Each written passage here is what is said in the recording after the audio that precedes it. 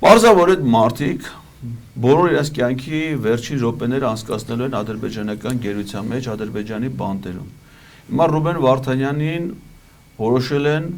Փաշինյանն ու Ալիևը շուտ սպանեն, փաստացի, որովհետև նրա այս առողջական վիճակում, այս հյուծվածության մեջ անժամկետ հացադուլ հայտարարելը այլ բանի մասին չի վկայում եւ նրա հենց արտաքին տեսքի մասին ամեն օր հրապարակող լուսանկարները դա են, որ ինքը այդ իր ուղերձը ուղված հայ ժողովրդին, որ թույլատրել էին Ադրբեջանի իշխանությունները, որ այդ ուղերձը ինքը հղի, Հայաստանի իշխանությունները չեն թույլատրել, որ դա հեռարձակվի Հայաստանի հանրային հեռուստատեսությամբ։ Դա դրա այդ ամեն ինչի համադրում, բայց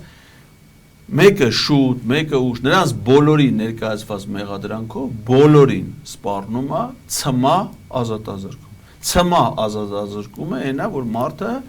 մահանում է բանտում։ Եվ այդ մարդկանց այդ ճակատագիրն է սպասվում, քանի դեռ Հայաստանում իշխանության ղեկինը ադրբեջանա-թուրքական շահերը սպասարկող վարչախումբը։